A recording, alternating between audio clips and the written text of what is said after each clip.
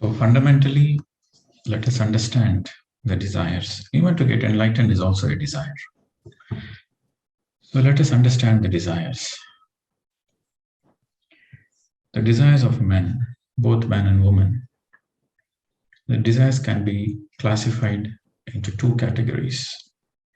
The desire which seeks enlightenment and the desire which seeks the nature. In other words, the desire which seeks what is within you and the desire which seeks what is outside of you.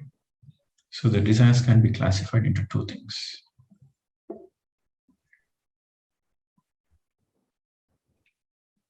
Go ahead, ma'am. If you consider the soul evolution, right from the infant soul, baby soul, to an old soul, enlightened soul, every human go through this process. And in every stage, there are desires. In the beginning stages, the desires are the outside things.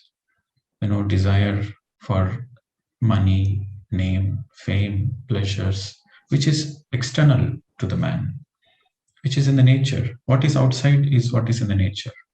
So in the beginning stages of the soul evolution, the desires are always external.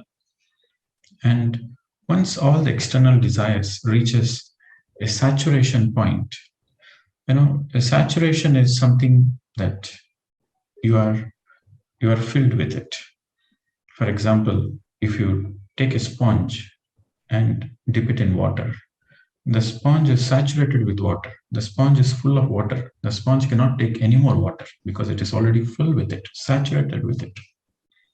So once the man in his infant soul, baby soul, young soul, mature soul, he has got with all the name and fame, with the possessions, with the power, with the authority, everything. He has got whatever he wants, but still something is lacking. So he got saturated with the external things. Then his longing to go within happens. Then the desire to seek the enlightenment happens. The beginning of the seeking of the truth happens when man is saturated with the external desires. So the desire for enlightenment, in other words, simply means the desire to know the self, the desire to know the truth. What is the ultimate truth? Or in simple words, this question starts coming in the human life. What am I? Who am I? Where do I come from? What is birth? What is death? What happens after death?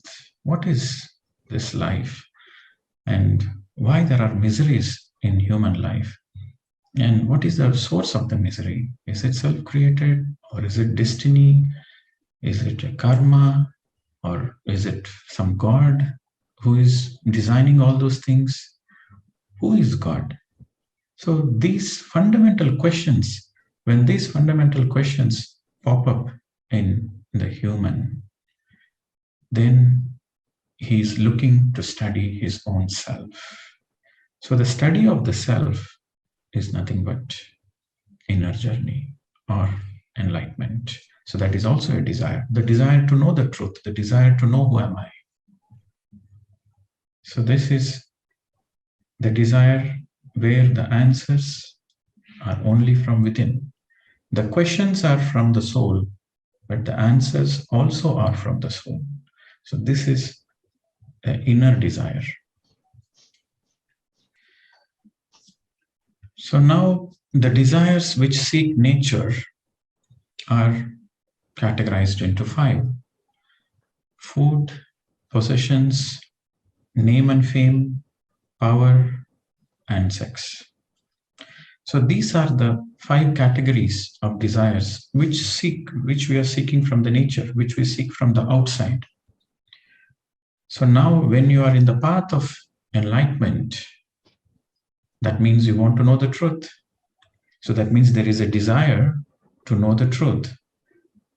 And when that desire to know the truth, the desire for enlightenment is there, then these desires which seek the nature, these desires of food, possession, name, and fame, they compete.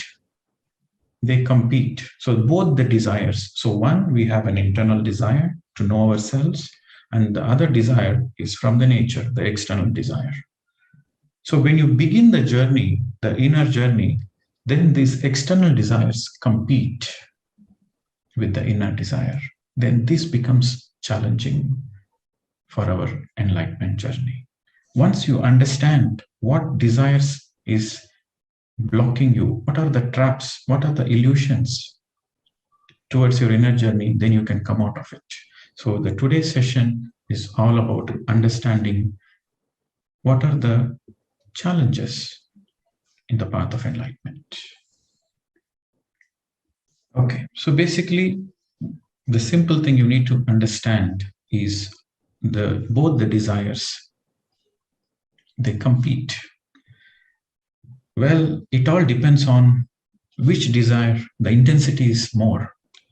If your intensity of your inner desire, like the intensity of the desire to get enlightenment is more, then that takes the first step. But when that is taking the first step, then the desires from the external would like to compete your attention.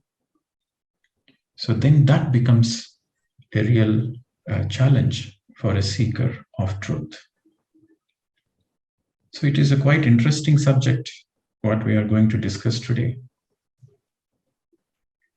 So let us go in detail, step by step.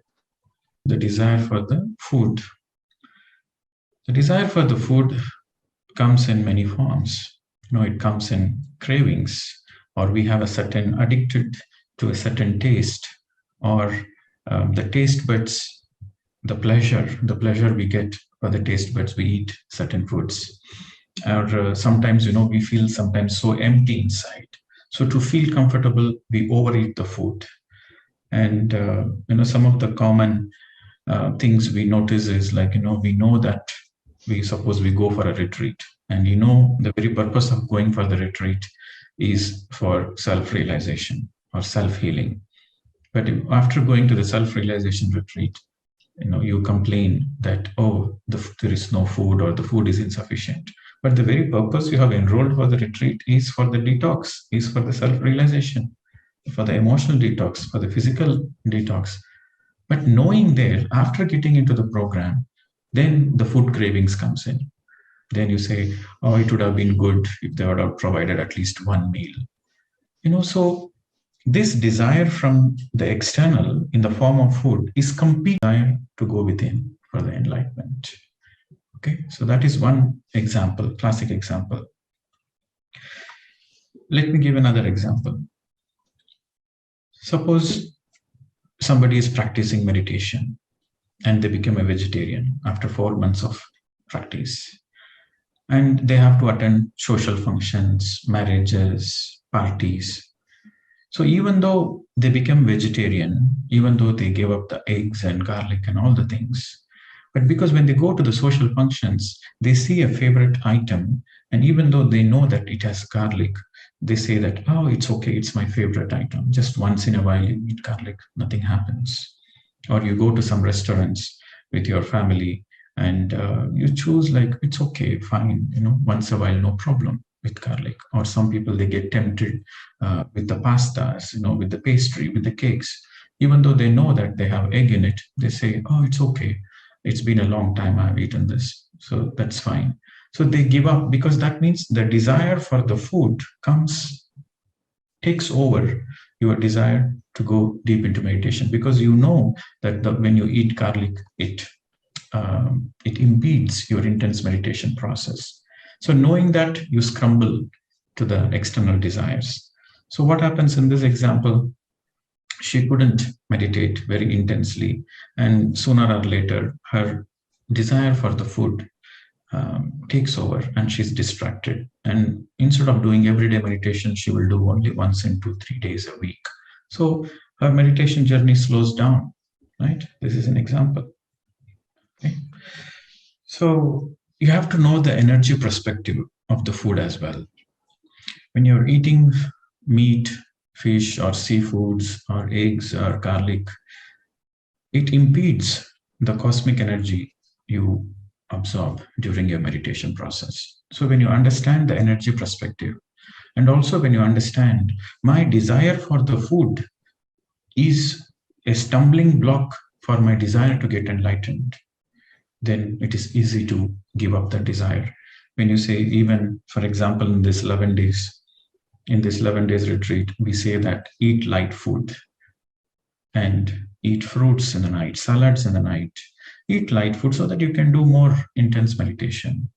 So even then, some people, if they are not sincere or if they have too much desire for the food, then would say, okay, it's an online program. Who will see what I'm eating? I'll just continue my own way of eating. So then you don't get the benefit of the program. Then your journey towards enlightenment is getting impeded. So we have to understand that the food desire plays a role, a very important role in your desire for enlightenment. Always remember, your desire for enlightenment is true, your desire for enlightenment is real, but your desire for the external things is also competing. So you have to be aware of it. So exercising self-control is very important if you want to overcome this desire. This is one of, I call it as 5 traps. Call it as a 5 traps. Traps for, see, these desires are not bad, but when you have the desire for enlightenment, then this becomes a traps. So the number 1 trap is the food. And again, I repeat, the desire for food is nothing wrong in it. For a baby soul, for an infant soul, for an adult soul, there is nothing wrong in it. But when your desire is for the truth, then it becomes an obstacle. So you have to be aware of it. So exercising self-control, that means fasting. 1 day of fasting, that means you take only liquids, you take only juices, no solid food 1 day. It gives you a discipline. Fasting gives you a discipline. Practicing mauna gives you a discipline. And don't meditate with having full stomach. First of all, you should never eat full stomach. Any point of time, you should always eat 3/4 of the stomach, not full. Half stomach is ideal, but 3/4, if the food is so tasty, 3/4, but don't eat full stomach. It is not good for the health. And if you eat full stomach, you wait 1 or 2 hours, at least 1 hour before you sit for meditation. If you eat full stomach and then meditate, then you cannot meditate deeply. Then sooner or later, you will be disappointed with your meditation. So you have to be aware of all those things, my dear friends. Now let's go for the desire for possessions. This is the second one. Now, the desire for possessions, I mean, you feel attracted. Possessions means materialistic things, like handbags, watches, okay, dresses, slippers, shoes, wardrobes, new furniture, houses, electronic gadgets, anything you possess, there is a desire to possess certain thing. So that desire also is one of the traps in the path of meditation. And there is nothing wrong in having what you need.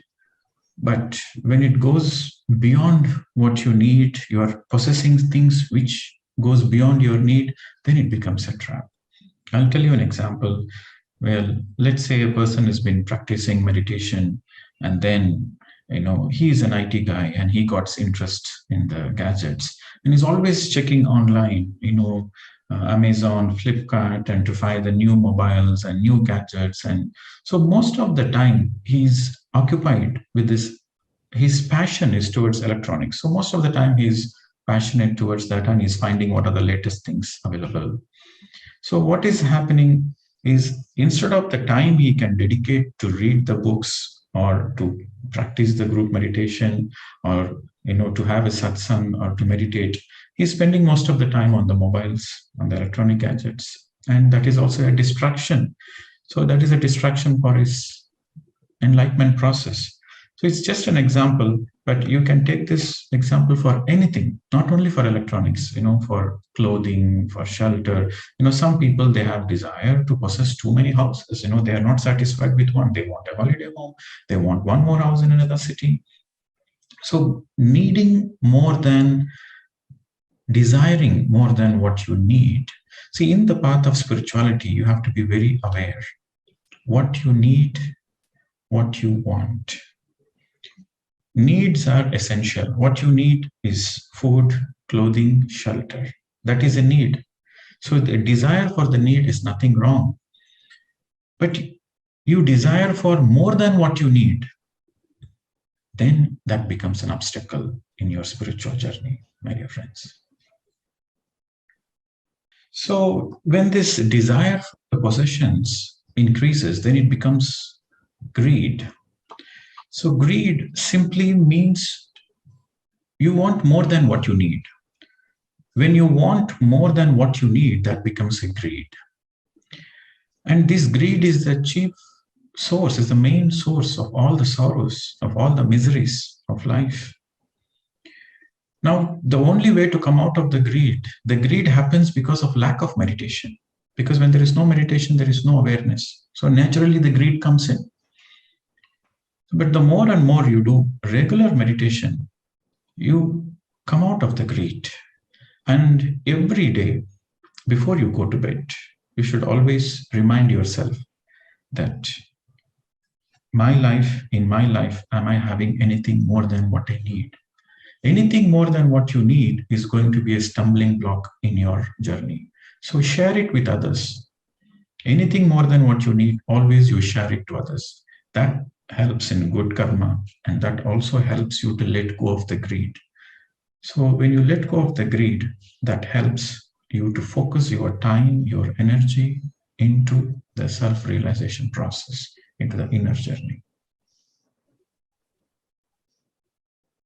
And the motivation of your life, any work you do, any job you do, any project you do, anything you do, the motivation should be based on your needs and not by your greed. So that, see, when your motivation is based on the needs, then you will focus all the time and attention and energy towards your inner journey. But when you are motivated towards the greed, then you are going far away from the enlightenment process, because this desire is competing with your enlightenment desire. And also you have to remember the most important point, what Buddha has discovered. The greed is the reason for sorrow. Trishna, greed means Trishna. Trishna is the reason for suffering. So you have to remember that. Now, coming to the third one, the desire for fame, name. So this desire is linked to a personality, or in other words, it's your false I, or in other words, it's your ego. Ego is nothing but your feeling of your own identities. You feel you are something and you get attached to that feeling. That becomes your ego. That's your false I. So this desire for name and fame is linked to your ego, is linked to your personality. So for example, we have many masks. We wear many faces. Like, we wear the mask of a father, a son, an employer, a businessman, a social service person, a teacher. We wear many masks. And these are all false identities. It's not our real I. It's not our true I. We're just playing a role. But when you get attached to that role, then you have certain priorities. Oh, I like this role. I like this personality. So then your desire to get acknowledged, or your desire to feel superior, your desire to feel special comes in. Then you are stuck in that false identity. Then you are stuck in the ego. So you have to understand these identities, what we have taken, these masks, what we have put. See, we all take social roles and responsibilities, but that is nothing but an empty bubble. That is not us. That is not the real identity. It is nothing but an empty bubble. So fundamentally, you have to understand that ego is rooted in ignorance. The more you are in ignorance, the more you are into ego. Ego is not something bad. But when you are ignorant about your true self, then you are stuck in your ego. But every day, every moment, you realize that I am an Atma. Yes, I play many roles, but I am a soul. And my journey on the planet Earth, I have come to the planet Earth for self-realization, to know the ultimate truth of who am I. So when you have that awareness, then you are no more in ignorance. Then you are no more stuck with name, fame. Now, this can come in many forms. Sometimes people who are in the spiritual path, who have dedicated their life in this for the spiritual path, then they consider themselves to be spiritual teachers. They consider themselves to be, because they're wearing the mask of a spiritual teacher, and they sometimes they get distracted with this name and fame. They make the flyers that with a lot of makeup and with a lot of special clothing, and they want to appear so nice and so good. They want to appear charming, and when they do the programs, they want to make sure it is reaching out to thousands and thousands of people. So they always check for how many views are there, how many likes are there, how many comments are there. So they get stuck in this cycle of desire for name and fame, forgetting that the very purpose is to know the self, but not to get identified as an organizer of spiritual programs or as a teacher. You should be always be aware of the masks you are wearing. So then you are out of ignorance. Then you are no more in the empty bubble. Now let's go to the next one, the fourth one, the desire for power.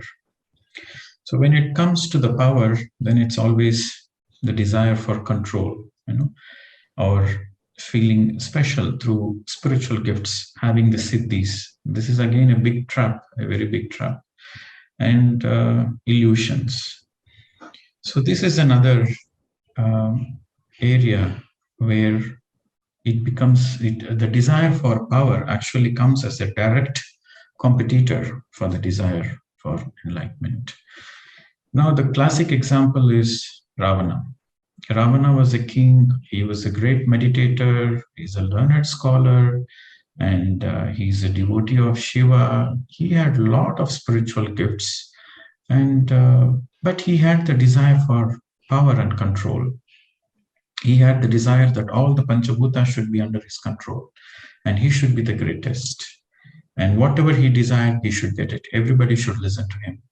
So because of this power, even though he is a meditator, even though he is a sincere meditator, a great meditator, but this desire for power has come in direct competition with his desire for enlightenment. And then in the end, he has to be killed by Rama because he has become an obstacle for many others' enlightenment process. So he has become a Rakshasa, he has become a demon, he has become a real demon. Now, this is how the desire for power is. This is a classic example. And this is a real example which one of our meditators in the initial days many years ago. So I don't want to. It's a pseudonym. It's not the real name. But this is a real example where they were doing a regular meditation, intense meditation, and suddenly he got a third eye activated and astral travel started happening. Started channeling the astral masters, and he got the great gifts of telling the future of other people by holding the hands.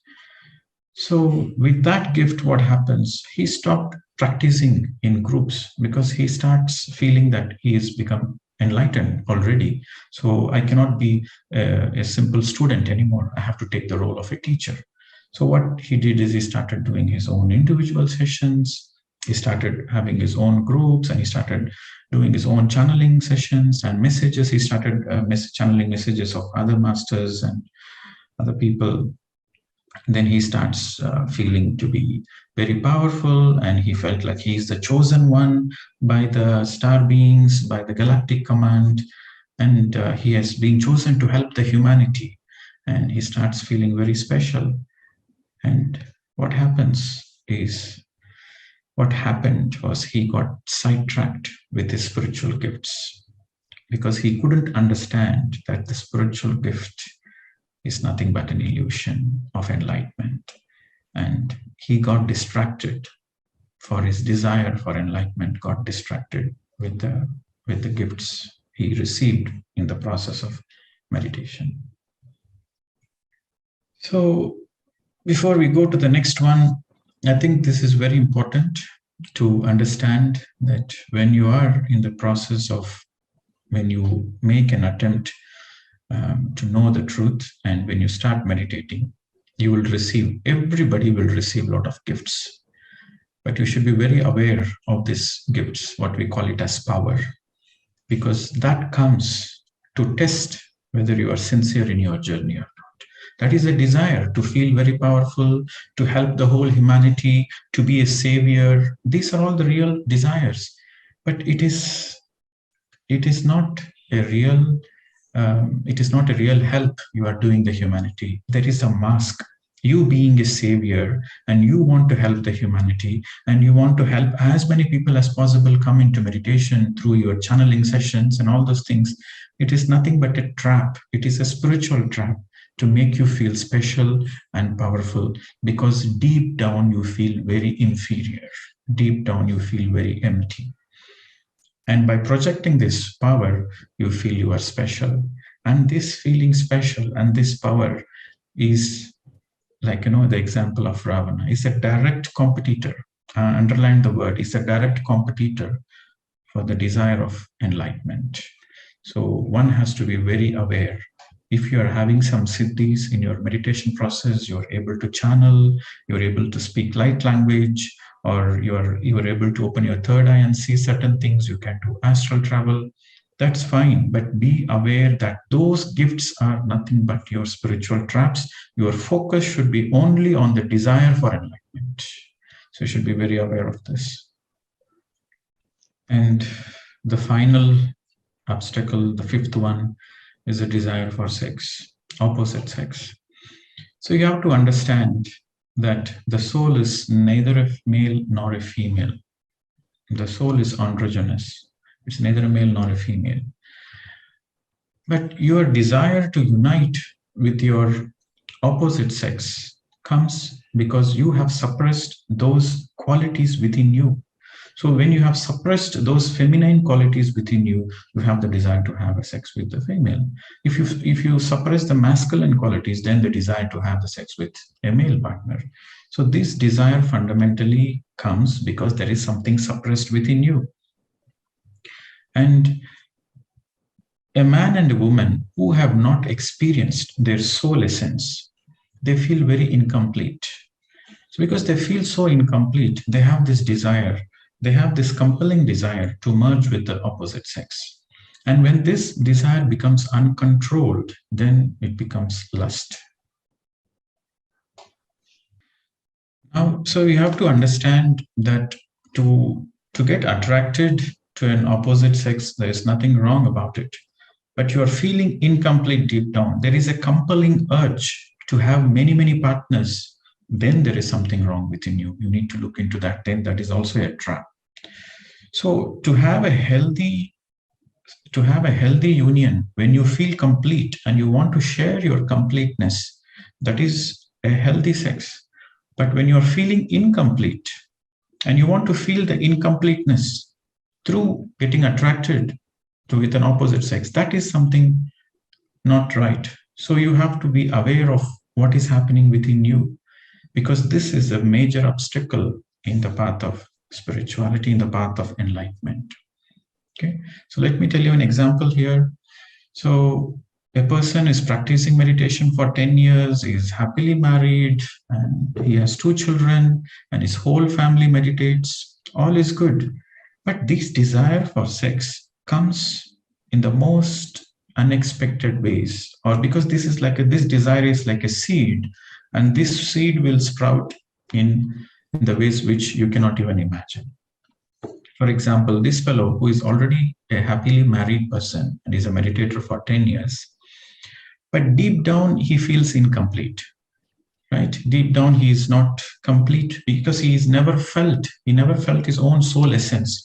He is meditating. It's okay, but he is not sincere in his meditation. He is not sincere towards the enlightenment process. He is just doing meditation. So he never felt his soul essence. when he never felt his soul essence. He never felt his soul essence because to get enlightened was not the priority number one. He didn't he didn't do Sajjana Sangatya, he was not doing Swadhyaya. His intensity towards enlightenment was not so deep. So he was superficially meditating.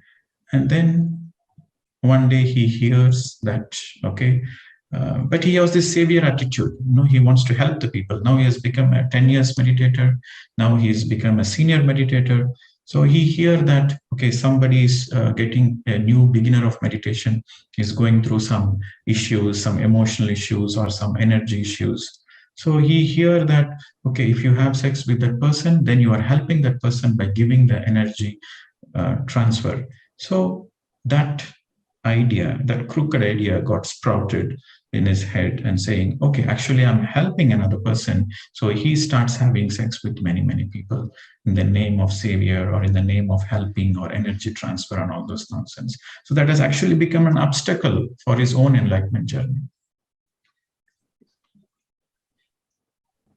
So over a period of time, his thoughts becomes changes into lust, and he is no longer authentic. He is no longer honest and truthful to his marriage. So when the authenticity is no more there, then he is not eligible to get enlightened. So he got distracted in his enlightenment path by his own desire for sex. So we have to understand, friends, fundamentally the soul has no gender. And we have to experience our essence of our own soul through meditation. Only through meditation it is possible to experience sincere, regular meditation, which helps you to feel your own essence. So when you feel your own soul essence, then you realize that it is beyond masculine, feminine, it is beyond the body. So when you are complete in that, when you're so fulfilled, then you will be involved in a happy sexual exchange. But when that incompleteness is there, then your energies tend to project outwards. You get easily attracted to opposite sex. In the path of this meditation journey, you will get easily attracted to the opposite sex. So whenever you get attracted to an opposite sex, you should tell yourself, I'm getting attracted to an opposite sex because I feel incomplete within. So by going outside and having sex with multiple people is not going to solve my problem. But by going more deeper in meditation, there is a possibility I can feel myself, and there is a possibility the desire will evaporate. So that is the right attitude.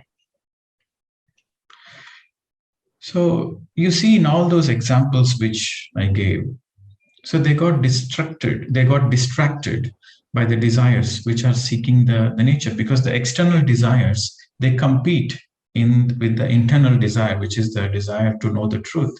So they got distracted. So these are the 5 distractions one has to be aware in the process of enlightenment. So always remember your true desire. We might have many, many desires. External desires are many, many. But our true desire, the core desire of the Atma, is to get enlightenment. That is the ultimate desire. And the truth seekers, they don't miss the opportunity to practice meditation, individual meditation, group meditation, and they read regular spiritual books, and they join the satsangs, and they are very sincere. So the sincerity and seriousness, these two are the necessary ingredients. If you add these necessary ingredients in your practice of meditation, where you are sincere and serious, you are sincere towards knowing the truth. You are sincere towards knowing who am I, what is life, what is death, what happens after death, what is this very purpose of life. So that ultimate core, if you have that sincerity, I want to know only this, I won't be getting distracted by anything else. Yes, you might get distracted, but if you become aware that, yes, I have a desire for money, I have a desire for fame, I have a desire for sex, I have a desire for power, those desires are there. But my desire to the truth is much more deeper, much more greater, much more intense. The moment you become aware of it, then you divert your energies towards the desire of self-realization. And that is the path of the truth seeker. So the practice of the golden middle path is very much essential. Every day, yes, you check that are you getting distracted? It is a self check we have to do. Okay, am I getting distracted or am I in the path of the truth? So only the self check. That's why the journaling is very important. The more you journal, the more you write down your feelings, your emotions, your desires. You write down, then it acts like a self check.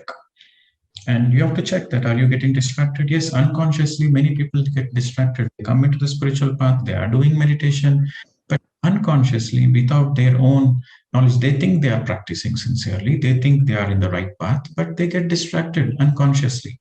So this self check, every day self checking, every day questioning yourself, what is nitya, what is anitya, what is truth, what is untruth. So when you question these fundamentals of life every day, then you stick onto the path, my dear friends. And practicing the golden middle path is very, very important. What is golden middle path? Golden middle path means you are exactly in the middle. You are not too much into this, you are not too much into the, you are not too much into the left, you are not too much into the right. You are not too much into the spirituality, you are not too much into the physicality. Exactly 50%.